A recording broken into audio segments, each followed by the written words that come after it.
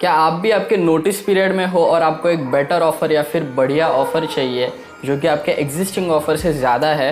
सो इस वीडियो में मैं आपको बताऊंगा कि आप आपके नोटिस पीरियड का कैसे एक बेटर वे में यूज़ कर सकते हो जिससे कि आपको करंट पैकेज से भी ज़्यादा पैकेज मिल सकता है। ठीक है, सो अगर आप नए हो चैनल पे तो सब्सक्राइब कर दीजिए चैनल को और लाइक कर दीजिए वीडियो को, क्योंकि ऐसे ही इन्फॉर्मेटिव वीडियोस मैं लाता रहता हूँ। So without making any more delay let's get started. So सबसे पहले नोटिस पीरियड रखते क्यों है भाई? अगर निकालना ही है तो डायरेक्टली निकाल दो, राइट? क्यों हमें रख रहे हो 2-3 महीने के लिए? तो उसके पीछे लॉजिक क्या होता है कंपनी का कि कभी भी आप वो कंपनी छोड़ोगे तो डेफिनेटली आप जो काम करते हो, आप जो डेली एक्टिविटीज़ करते हो, वो करने के लिए कंपनी को वही टाइप का बंदा, वही स्किल सेट वाला बंदा चाहिए रहेगा, राइट? जो करंटली आप काम कर रहे हो वही काम वो करेगा। सो वो टाइम में क्या करते हैं, जो भी नोटिस पीरियड रहता है, दैट इज़ 1 मंथ से लेके 3 मंथ्स तक कुछ भी नोटिस पीरियड रहता है based on the company policy. So company क्या करती है कि आप ही के स्किल सेट वाला बंदा ढूंढती है, हायरिंग करती है, और वो बंदे को आपको केटी देना पड़ता है। केटी जो वर्ड है आईटी सेक्टर में बहुत ज़्यादा यूज होता है, दैट इज़ नॉलेज ट्रांसफ़र। ठीक है, आपको क्या करना पड़ेगा कि जो भी आपके स्किल सेट है, जो भी आपकी डेली एक्टिविटीज़ है, जो आप आपके दिन में करते हो वो कंपनी में, वो सारे के सारे वो जो नया बंदा है उसको सिखाना पड़ेगा। क्यों सिखाना पड़ेगा? सो दैट आप जब भी कंपनी छोड़ के जाओगे तो आपका जो भी काम है वो प्रॉपर वे में कर सके। ठीक है, सो इसी कारण की वजह से नोटिस पीरियड रखा जाता है। ठीक है, तो अभी आपको क्या करना है, नोटिस पीरियड को कैसे यूज़ करना है जिससे कि आपको और भी ज़्यादा बेटर, ज़्यादा पैकेज वाला ऑफ़र मिल सके। सो आपको सबसे पहले क्या करना है, एक ऑफ़र तो आपके पास होनी चाहिए। ठीक है, जब तक आपके पास एक ऑफ़र नहीं होती तब तक आप कंपनी मत छोड़िए, बहुत ज़्यादा रिस्की हो जाता है। ठीक है, सो सबसे पहले एक ऑफ़र ले लीजिए, उसके बाद में कंपनी छोड़िए, आपका नोटिस पीरियड स्टार्ट हो जाएगा।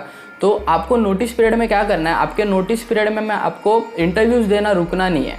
ठीक है, इंटरव्यूज़ देते रहना है, बेटर पैकेज जहाँ पे है वहाँ पे आपको इंटरव्यूज़ देना है। ठीक है, ज़्यादा जो करंट ऑफ़र, फॉर एग्जांपल मैं आपको देता हूँ कि अगर आपके पास 4 लाख की ऑफ़र है, ठीक है, तो आपको क्या करना है, 4 लाख से ज़्यादा जो भी कंपनीज ऑफ़र देती है या फिर 4 लाख तक जो भी देती है वहाँ पे आपको अप्लाई करना है, वहाँ पे आपको इंटरव्यूज़ देना है।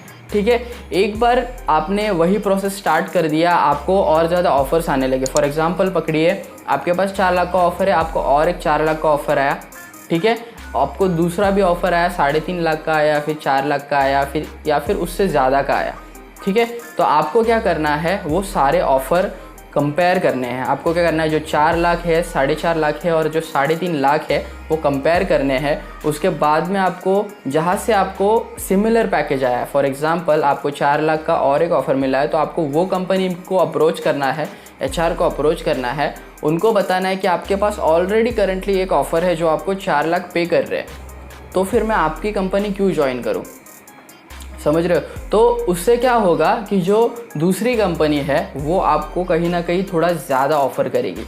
ठीक है, 4.5 लाख ऑफ़र कर सकती है या फिर 5 लाख ऑफ़र कर सकती है, आपके डिपेंड करता है कि आप कैसे नेगोशिएट करते हो। ठीक है, सो वो 4.5 लाख आपको फिर लेना है। वो 4.5 लाख आपको जो एग्जिस्टिंग ऑफ़र है आपके पास, वो कंपनी में आपको अप्रोच करना है और बोलना है कि मुझे दूसरा ऑफ़र मिल चुका है जो कि मुझे इससे ज़्यादा ऑफ़र कर रहा है, 4.5-5 लाख ऑफ़र कर रहा है। ठीक है, सो मैं बेटर रहेगा मेरे लिए कि मैं वो ऑफ़र चूज़ करूँ रादर देन यू, क्योंकि आप मुझे कम ऑफ़र कर रहे हो। तो क्या करेंगे, वो आपको थोड़ा बहुत और ज़्यादा बढ़ा के देंगे, आपको मे बी 5.5 देंगे, 6 लाख देंगे। ऐसे क्या होगा, आप नोटिस पीरियड में ज़्यादा से ज़्यादा इंटरव्यूज़ दोगे, ज़्यादा से ज़्यादा ऑफ़र्स कलेक्ट करोगे और ऑफ़र पे ऑफ़र जो कंसेप्ट है वो आप इम्प्लीमेंट करोगे, जिससे कि आपको एक बेहतरीन और बेटर ऑफ़र मिलेगा दैन योर करंट ऑफ़र जो आपको नोटिस पीरियड के पहले मिला था। समझ रहे हो? सो कहीं ना कहीं अगर नोटिस पीरियड जब भी आपने कंपनी छोड़ा तभी आपके पास 4 लाख का ऑफ़र था, तो नोटिस पीरियड का ख़त्म होते होते आपके पास कहीं ना कहीं उससे ज़्यादा वाला ऑफ़र रहेगा, 5 lakh, 6 lakh, 7 lakh, depends on your skill set on and your negotiating skills. ठीक है, सो इस तरीके से आप नोटिस पीरियड को एक और ज़्यादा बेटर वे में यूज़ कर सकते हो for a better salary, better package. ठीक है, इससे आपको ज़्यादा पैकेज मिल जाएगा with in that notice period, क्योंकि वही एक स्मार्टनेस होगा। अगर आपको अच्छी तरीके से बेटर पैकेज चाहिए तो आपको डेफिनेटली वो नोटिस पीरियड में खुद को बेचना पड़ेगा दूसरे कंपनीज़ को। ठीक है, so this is how you can use your notice period for a better package.